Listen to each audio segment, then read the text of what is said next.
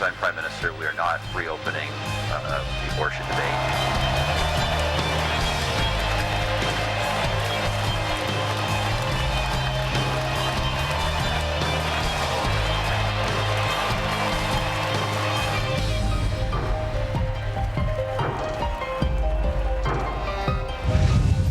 Aren't young people annoying? Moral maze, issues of life and death, quite literally sometimes, that we cover because, well, frankly, other networks simply won't. Jack Fonseca from Campaign Life joins us this time to put the world to rights, maybe to wrongs. How are you? I'm doing very well, Michael. Now, very pumped up. Yeah, you're too old to go to this march, aren't you? I'm beyond 25, so yeah, I can't go. It's not only young people, but you expect 25,000. At least. Last year was 25,000. At the 16th annual, I think we're going to smash that record this year. And what percentage would you say are, I don't know, under 25? I'd say 80%. 80%? 80% are under the age of 25 there. It's really a greening of the pro-life movement that's taken place in the last 3-4 years. Just an explosion. And, you've got teachers that are bringing, just pumping it up to their kids in their classes, and young people spreading the word through social media, through Facebook, telling their friends about it. Hey, I went last year. I was so jazzed about this event. It was so exciting. You and your young people's chatter, jazzed and pumped, and my golly. So now we're covering it. I'm not just saying this to plug the network, but here, whatever you think about the abortion issue, when you get a gathering of 25, 30,000 people, and other people will dispute those figures, but everyone's going to say there are tens of thousands. It should be covered. You might not agree with the message, but a responsible network, media outlet should cover this. We're covering it. We'll have 2 people there and a crew. Any other media outlets there generally? For years, in fact, for decades, it was blacklisted. I mean, there was a cone of censorship that went up, and there was literally no media coverage at all. In the last few years, with younger journalists coming on board, that has changed. So they're giving us some coverage, not like Sun News. I mean, Sun News recognizes the merit that this event has just because of the sheer size of it. And the other media outlets, they'll give a few seconds and maybe a couple minutes. And that's it. Hopefully that'll change. But really, this is the largest annual event on Parliament Hill. There's nothing else of this size. Well, that's the point. And, a lot of people work at Sun News. I think a lot of us probably are pro-life, but not all.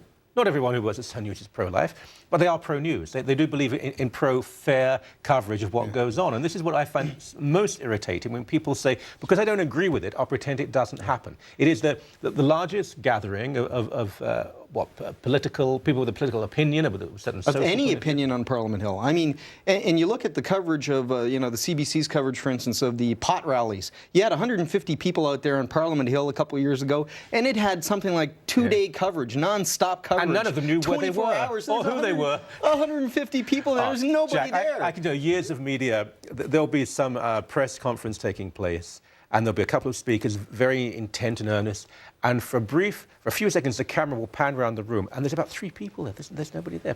Anyway, so you'll be gathering together. We should mention some other issues before that, because lots of coverage, Brian Lilly's show, Byline, and elsewhere. We'll be covering that in full. Here's an issue here. Trans woman claims housing discrimination by Salvation Army. Now this is a man who says he's a woman, and the surgery is not complete yet. And I want to be sensitive to everybody involved in this, because I might not understand it all, but I want to be sensitive and empathetic. But you also have to listen to those people who are already living there. The Salvation Army do wonderful work. They care for the poor and the broken. And they've said, well, you want to live in this area, but you haven't had the surgery. You may say you're a woman, but are you at this point? And what about the people who live there? Are they going to feel comfortable and welcomed and safe? So, Well, the progressive left loves to champion women's right to privacy and security as a cause for many things that they want to justify, that they want to push. And, for instance, abortion. We can kill babies because women have a right to privacy, allegedly. But when it comes to, something that's related to gay issues like transgenderism, the right to gender identity, what they call it, women's rights go out the window. These rights trump. There's a hierarchy of rights here. What would you do, then? It's in Dallas, Texas, and Jody Lynn, just the name is so... Jody Lynn Wiley, she says that living in a small... in Paris, Texas, there were death threats. She had to leave, gone to live... Bogus. You sure? Oh, I'm not sure. I just don't buy it. I just don't buy it. You don't want to believe it. I don't buy it. This is I don't know if there's any photos here to show of it, but this looks like a pretty big man. He looks like an imposing figure. He's very broad-shouldered. He looks like a very big man. And so he's saying, I want to be in that women's shelter.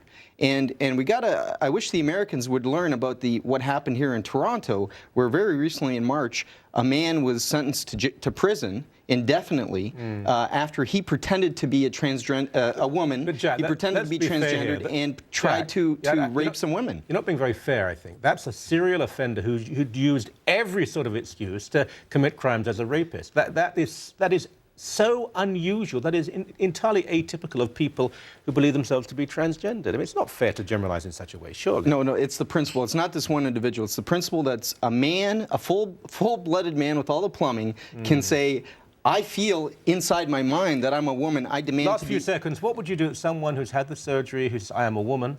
Where should they live? Well, I think we need to go back to a more basic question, and the question is mutilating the genitalia of people... After it's happened, where should they live? Well, that's a difficult question. I'm not sure. I mean... we should be sensitive, surely. Well, surely we should be sensitive, but I think the medical community, the psychiatric community has to take a look at this and say, listen, we can't just say that mutilating people's genitalia is medical treatment. Your language oozes empathy and sensitivity, but good luck at the march. It'll be great stuff, Thank you. And I hope it all goes well. Thanks so much.